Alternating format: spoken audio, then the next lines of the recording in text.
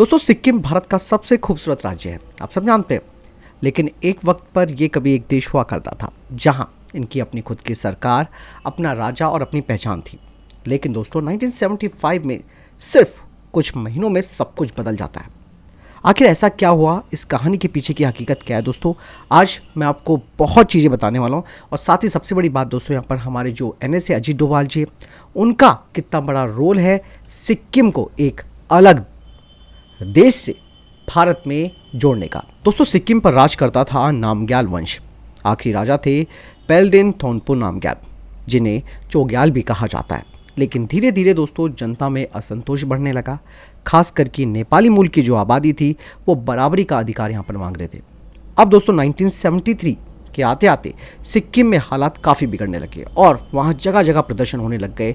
हालात इतने ज़्यादा बिगड़ गए थे कि जगह जगह पर झड़पें होने लग गई। मतलब एक पॉलिटिकल क्राइसिस यहाँ पर देखने को मिल गया था।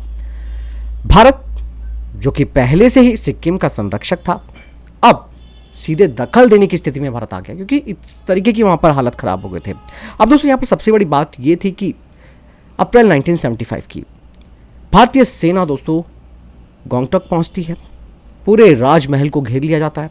बिना बड़े खून खराबे के सत्ता बदल जाती है। दोस्तों जब स्थिति इतनी ज़्यादा चैलेंजिंग हो गई, भारतीय सेना वहाँ पहुँची और फिर सवाल यह आया कि भाई क्या सिक्किम भारत में शामिल होगा, जिसे देखते हुए दोस्तों जनमत संग्रह किया गया और भारी बहुमत से लोगों ने कहा जी हाँ, हम भारत के साथ मिलना चाहते हैं। अब दोस्तों चीज़ें इतनी आसानी से हाँ बोलना और उसके बाद चीज़ों का अलग तरीके से दिखना, इस पे भी बहुत बड़ी बात है।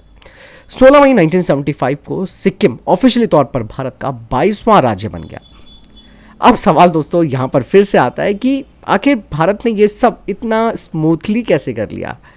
लेकिन यहाँ पर दोस्तों काम आता है भारत का इंटेलिजेंस सिस्टम, जहाँ बाद के वर्षों में अजीत डोभाल जैसे अधिकारी देश की सुरक्षा स्ट्रैटेजी को मजबूत बनाते हैं।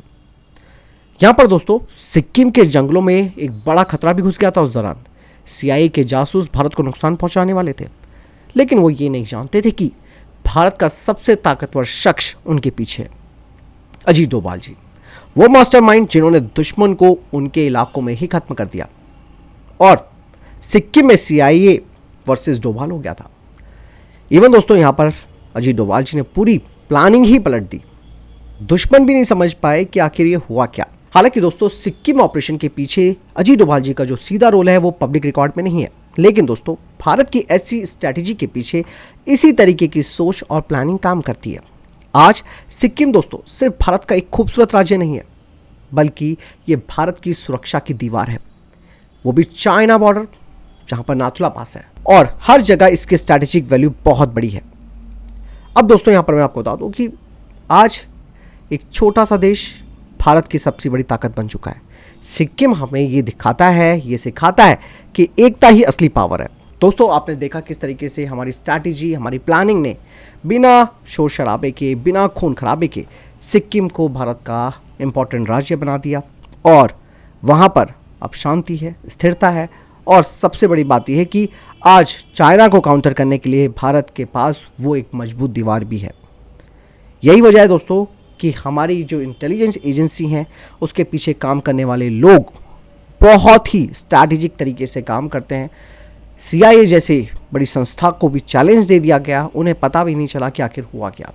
और हाल ही के वर्षों में आप देख रहे होंगे कि CIA की दखलंदाजी किस तरीके से बांग्लादेश में हुई, नेपाल में, ठीक है, और इस तरीके से इवन श्रीलंका और मालदीव में भी। तो कहीं ना कहीं दोस्तों ये CIA वाला जो एंगल है उसे काउंटर करने के लिए हमारे अजीत डोभाल जी जैसे जो स्ट्रैटेजिस्ट है वो काम आते हैं। उन्हें पता है कि इन बंदों की काट कहाँ पर है, कहाँ पर हमने अपना पासा फेंकना है और कब एक बड़ा फैसला लेना है। चीज़ें बहुत है दोस्तों। CIA का रोल तो भारत की इंटरनल पॉलिटिक्स में भी काफ़ी रहा है। बहुत चीज़ें हैं जो पब्लिक डोमेन में अभी आना बाकी हैं, लेकिन इतना मैं बता दूं कि सिक्किम का जो इतिहास है वो बिल्कुल अलग तरीके से यहाँ पर सामने आता है। फिलहाल इस पूरे सिनेरियो में आपको क्या लगता है, कमेंट सेक्शन में लिखकर जरूर बताइएगा। मिलता हूं नए वीडियो के साथ। नमस्कार, जय हिंद, वंदे मातरम।